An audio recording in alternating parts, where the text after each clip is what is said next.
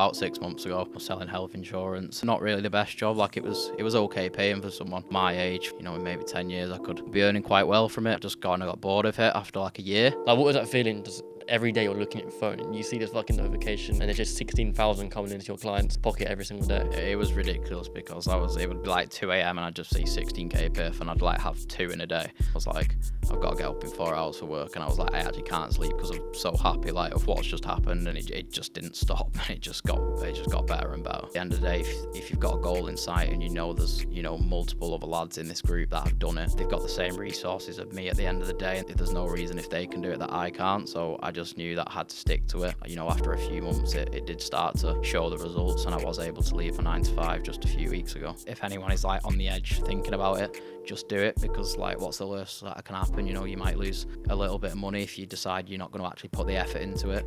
But at the end of the day, if you stick something out, no matter what it is, if it's appointment setting or something else, you will get that result as long as you put in the effort. So today we're joined with one of the members, George, who recently just hit his 10k a month. So we're going to break down how exactly he went from working his job to going all the way to making 10k a month in the remote appointment centre space. So yeah, do you want to give yourself a quick introduction, George? Yeah. So I'm George. I'm 19. I'm from Manchester.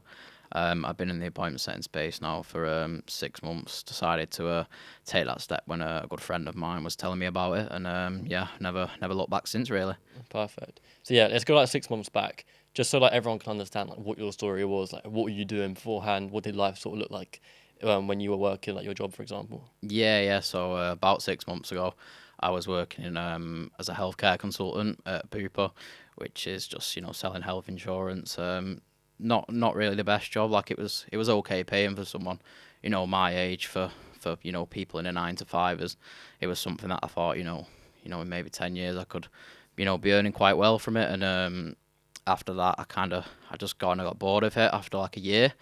And then I was away on holiday with my friend Charlie, who's also in the community, and I noticed he'd brought his laptop and stuff, and he was telling me about what he was doing online.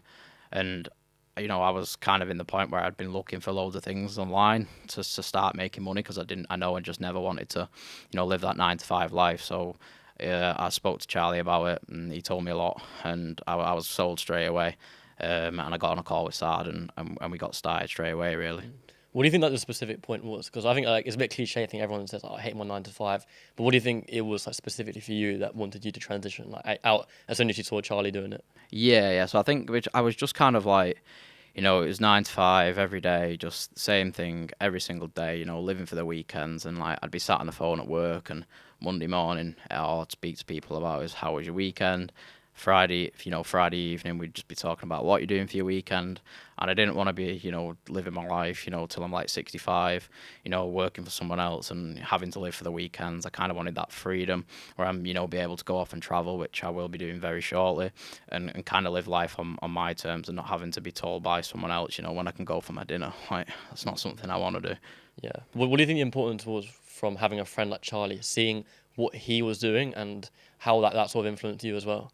Yeah, it influenced me a lot, because at the end of the day, like, a lot of people do have like an idea of courses online being, some sort of scam, which is what I thought, and that's why I'd never, invested in something myself, and had always tried to do it on my own. But at the end of the day, I did have a good friend that invested into it, and, in his first week, he told me he made like £500, which is, a lot of money to make in, first week of trying something. So, I trust my friend at the end of the day, and I put my time into it, and it kind of got me to where I am today. But a lot of people are gonna be a bit skeptical about courses, but at the end of the day, if you don't try them, then you're never gonna get to where you want to be. Yeah, of course. I mean, like, what was the actual feeling when you first invested into yourself? Like, a thing that everyone goes through their first time. Like, how was that for you? It was a little bit different, I think, for me, because obviously I seen it worked. Like, I know you see results and everything, but whether you believe them or not is up to you. But with my friend, obviously, having them results, I was like, I'm gonna do it. Like, it was weird when I seen the money leave my account, because I've never seen that much amount of money leave my account. But I was kind of happy that I'd done something to actually work my way out of my 9 to 5, and The first month was a little bit rough, but after that, it just started taking off really. Yeah, of course. Like we're not gonna sit here and lie and be like, yeah, it was all just like smooth. You went through, we made 10K in your first month, which didn't happen. Like, how would you explain your experience, like someone who hasn't got a clue about this, when you first invest? Because obviously the results don't come right away. So how would you explain like your first bit of, your journey into appointments then? Yeah, so total honesty, the first month was a little bit rough.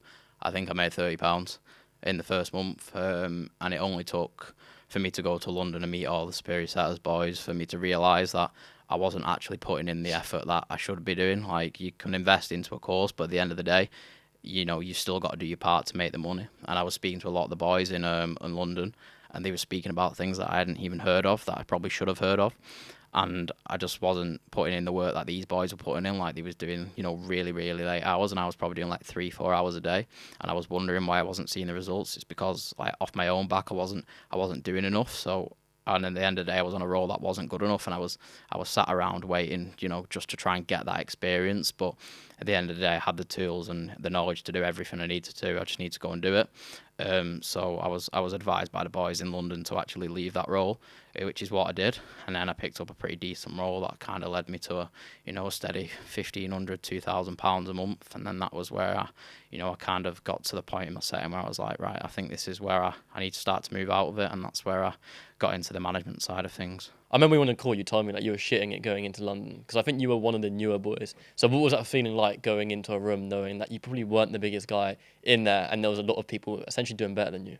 Yeah, so it was quite scary because, like, when I turned up, I was with Charlie, who was doing quite well at the time, and quite a lot of people did know his name. I was coming over saying, "Oh, Charlie, nice to meet you." And I was with Charlie, and people was like, "Oh, what was your name?" Which is, fine. They don't know who I am yet.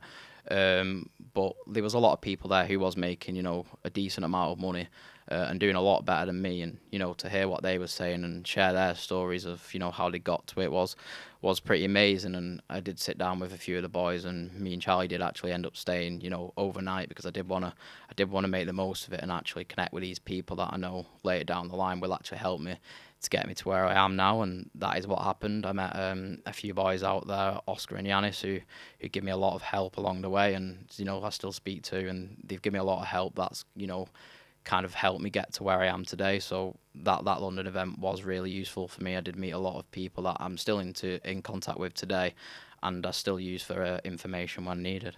Yeah, no, of course.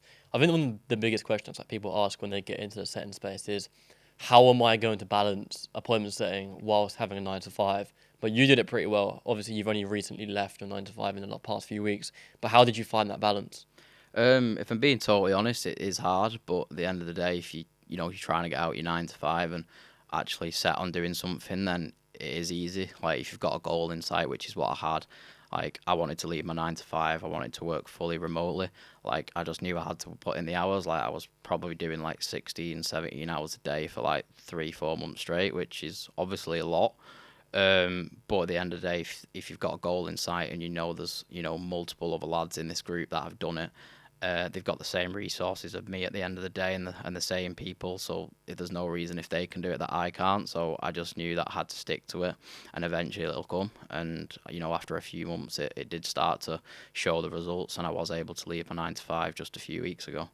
What do you think the point was when you sort of sat there with yourself and was like, "Fuck, like I think I can do this full time. This might be something I can actually go all in with"? I think probably like mid-October time, and that's when I started to look to move out of setting, and I probably hit like maybe 1,800 to 2,000 the month of October, and I was dead set on the 1st of December being the day that I handed my notice in, and obviously I moved into management the back end of October. And then since then, it kind of took off, and I went from 2K to 10K in literally 30 days, which is ridiculous. And my number was to hit 3K and leave, but I just knew that December the 1st was, the day I wanted to do it, and I wanted to start 2026 on a clean slate and be fully remote for that year. Yeah, I've got an interesting question. Do you think it was harder for you to go from 0 to 2K a month or 2 to 10K a month? 100% 0 to 2. Because you don't know what you're doing at the end of the day. Like, I was unsure when I was, on my first role. My setting was probably terrible anyway. Like, the learning process is obviously a lot harder because you get into grips with a new skill. But at the end of the day, once you learn the skill and you understand how you can actually leverage that skill to move on to, other things, whether, you do go the management route the way I did, or you go to, growth or closing, whatever it may be. Once you've learned that skill and you can actually, use it to progress and do other things, then it does get a lot easier. So the 2 to 10 was a lot easier than, the 0 to 2. It took me, the 30 days to get to that 10K, and from 0 to 2 it took, the best part of 3 months. Yeah, maybe even 18, 19 years it took you. Well, yeah, I suppose, yeah. Yeah. What do you think? What's the best advice you'd give someone then, going from 0 to 2K a month? I think just stick it out, because like the first month you might earn nothing, second month you might also earn nothing, but at the end of the day, if you've seen other people can do it and you're in a group where other people are doing it, then there's no reason you can't. And I think that month where I did make that £30 actually set me really, really well for where I am now, because if you can work, really hard and see no return, and when you start to see the money come through, I imagine the motivation that comes. So like, as soon as I started to see the money come through and it was actually working for me, like, motivation had been better than ever, and I just knew like the goal in sight was going to be hit, and I was going to be able to leave that 9 to 5. Okay. Well, what do you think your proudest moment has been then, since like being in the last 6 months of like, going into the online space? It was probably my 10K month, to be honest. I was actually out with a few of the boys when it happened. I won't lie, I was probably nearly in tears. I had a bit to drink, so I won't lie, but I did hit a 3K day that day, and that did push it over to a 10K month, which was, a bit of a mad moment for me. But then after that, it was kind of like a few days later, I was happy, but then I was like, no, I need more. Yeah. And it wasn't even because of the money aspect. It was just like for personal growth. Like, obviously the money's a good thing, but like, I don't want to do the next month and hit 10 and 10 again. Like, I always want to see that constant growth, as I have seen since then. And as long as it keeps going up, then that's kind of the aim. Yeah, 100%. What do you think that feeling was like? I think I remember this day as well. The day after you quit a job and you realise that you don't have to go into an office anymore. No, that day was great. Like, I was stuck in that circle for 18 months, and I just kind of I was sick of it. And then when I can kind of wake up whenever I want if I did, but I don't have to clock in and tell someone I'm doing this or tell someone I'm doing that. I just kind of work when I want, where I want. So yeah, it's a much better lifestyle, and I'm loving it at the moment. Yeah, lovely stuff. What was been your biggest month? That 10K month, that was my What's biggest. that, like 12, 13K dollars? Yeah, something like Okay, that. insane. Like, what do you think? Because obviously you went from setter to setter manager. What do you think helped you the most to get from that to like 10K or 13K dollars? I think it was just utilising the people around me. So I had Lennon, I had Oscar, and I had loads of other people around me that was helping me in this management process, moving into it. Like, at the end of the day, you can have really, really good appointment setting skills, but it's a different game managing. Like, you can be a very good setter but don't know how to manage. It's learning the skills of how to manage people correctly, not just telling people what to do, the ways to go about it. And when I kind of got to the point where I was learning that, I just used other people who had them skills and had done it previously. And if you use the people around that you build connections with, then eventually you are going to get a lot of help out of them, and it is going to help you get to where you are trying to get to be. So obviously you worked with like some of the biggest names in the space now. How did you get into a position where you can acquire these sort of clients? These clients want to acquire you, actually. Yeah. So my first client, I got off Lennon. So he was doing about 10K a month when I first spoke to him. And in 30 days, we did actually take him to 150K, which is obviously ridiculous. And that did lead me a referral into Nick Setting's group, which has got lots of entrepreneurs in there who are doing 6 figures a month, and that did lead me to a referral to a growth op, who is working with a lot of big clients. And I was working on his account, and he did just decide to put me on all of his big accounts, working with the likes of Hadi Abdul and Hussein, these big fitness influencers who, when I was like 15, 16, I used to watch these guys, and now I actually manage their sales process, which is kind of mad.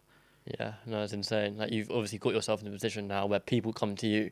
These people who have like 1 million, 2 million, 3 million followers are like, generally coming to you. But I remember looking at the wins channel. Like, every single day I look at the wins channel, and George will put in 16K pip, 16K pip, 16K pip.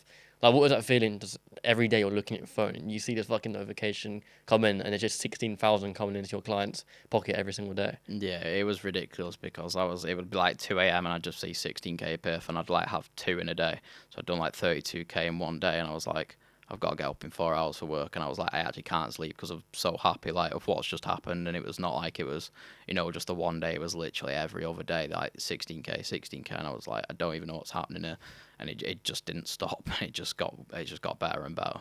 Yeah, insane. How would you even like describe the whole feeling from like if you look back now, like 6 months ago, to where you are now? Like, what do you actually like feel? I don't even know, to be honest. Like it's been a bit of a weird journey, but like I'm just proud of myself at the end of the day that I did actually stick it out, because after that first month, I did actually think, is this something that I'm just not very good at, or I actually can't do? But I was like, no, I know I can do it. I just need to stick it out. And after I stuck it out, I actually seen the results. So no, I definitely feel proud of myself that I actually did put in the work to get to where I am now.